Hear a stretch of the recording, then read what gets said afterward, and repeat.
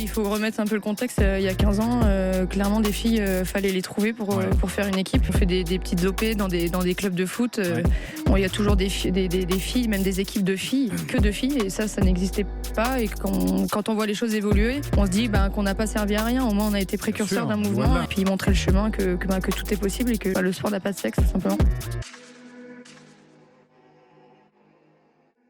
On va parler de Laure Boulot, joueuse emblématique du PSG, que l'on voit encore aujourd'hui beaucoup dans les médias. Ça va également être l'occasion de parler de la section féminine du PSG et du football féminin en général. L'équipe féminine du PSG est créée en 1971 et monte pour la première fois en D1 en 1979. Bon, elles descendront 3 ans plus tard et vont connaître plusieurs ascenseurs jusqu'en 2001. Et depuis cette date, Paris est dans l'élite française. Les années 70, c'est l'année où le football des femmes se développe vraiment. Il y a d'ailleurs le film Comme des garçons qui le raconte, qui part de l'histoire de la première équipe féminine à Reims, où un journaliste lance cette idée. Alors là, elle m'épate. Alors, c'est qui les gonzesses? Vous avez de l'or au bout des pieds. Avec votre talent, mon sens de l'entreprise, Emmanuel, on va aller très très loin. Regardez comme votre nom ressort bien là. Hein Je vois tout à fait. Ma propre femme m'a dit qu'elle voudrait bien jouer. Il ne peut pas y avoir de féminin footballeur.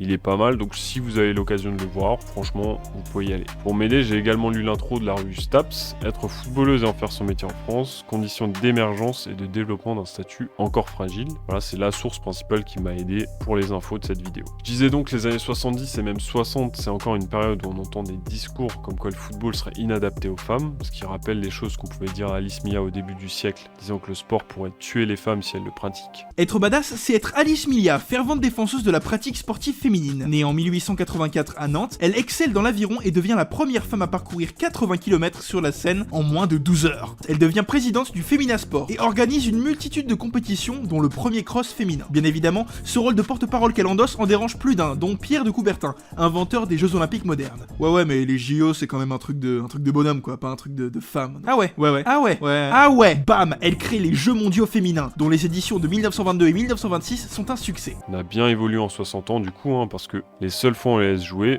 c'est juste pour se foutre de leur gueule à l'époque. Arrivera quand même la reconnaissance par la FFF au début des années 70. Elles ont un statut, mais ne sont pas encore très reconnues. Il va falloir attendre la fin du siècle pour le voir. La victoire de la Coupe du Monde 98 force tout le monde à développer le foot féminin, sous l'impulsion de Marie-Georges Buffet, et justement, Laure va en profiter. Née le 22 octobre 1986 à Clermont, elle rejoint le CNFE Clairefontaine, c'est l'ancien nom du pôle espoir féminin, qui naît en 98, et elle le rejoint en 2003 à 16 ans. Elle va y passer 2 saisons en D1 avant de rejoindre le PSG en 2005. Tout va donc plutôt vite, puisqu'en interview, elle explique qu'elle est poussée dans une équipe par un surveillant et que la saison suivante, elle aura réussi le concours d'entrée à ce fameux pôle espoir. À cette époque, elle est milieu gauche. En pro, elle redescendra sur le terrain au poste de latéral, cela malgré des ligaments croisés qui vont frapper ses 2 genoux pendant sa formation et qui la laissent 1 an et demi sur le carreau. Son objectif de vie, c'est de jouer en équipe de France. Elle ne s'imagine pas vivre du football à cette époque. Elle poursuit ses études supérieures en décrochant un DUG et en commençant des études de kiné. Elle dit qu'elle joue pour les bonnes raisons, vraiment elle voulait atteindre les Bleus et l'objectif est atteint rapidement puisque sa première sélection arrive en 2005 contre les Pays-Bas alors qu'elle a même pas encore signé en tant que joueuse au PSG.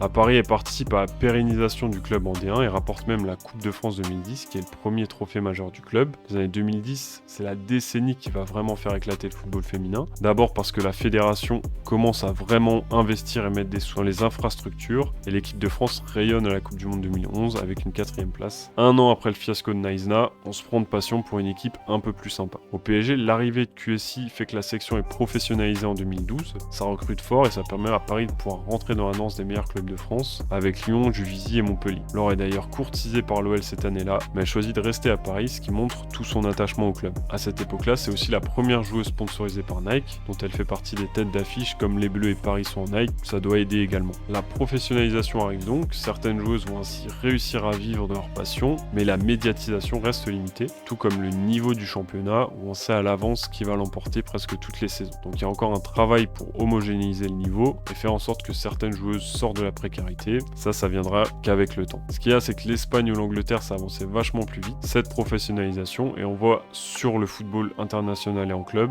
c'est peut-être aussi pour ça que l'équipe de France féminine ne progresse plus trop. Bref, après ce constat, on va parler du palmarès de Laure. À partir de 2012, ça va commencer à jouer régulièrement le haut de tableau et la Ligue des Champions, dont elle est finaliste en 2015 2015 et 2017, sans pouvoir la remporter. Elle remportera 2 Coupes de France en 2010 et en 2018, et sera souvent la dauphine de l'OL en championnat, où elles sont quasiment intouchables. On peut encore parler d'homogénéité ici. Et là, une carrière de feu, vice-championne 2011, vice-championne 2013, vice-championne 2014, 2015, 2016. Allez, ras-le-bol d'être vice-championne. Vous en avez marre, vous voyez vos copines, vous dites les filles, c'est la dernière année, ok? Et paf, en 2017, vous êtes 3e. Du coup, voilà. Mais vice-championne d'Europe 2017.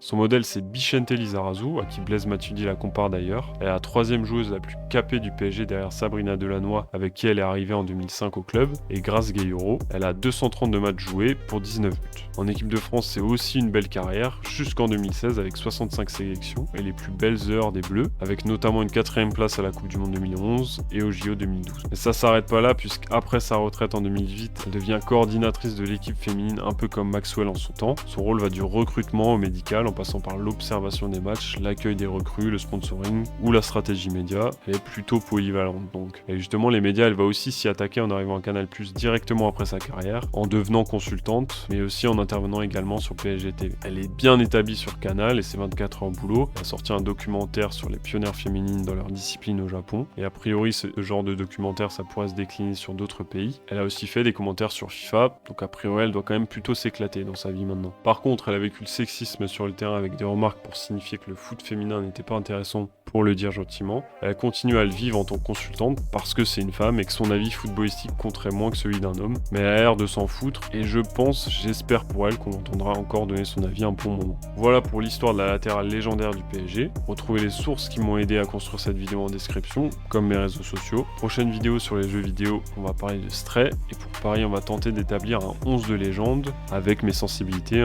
En attendant, je vous fais des gros bisous. À dans un mois. Ciao.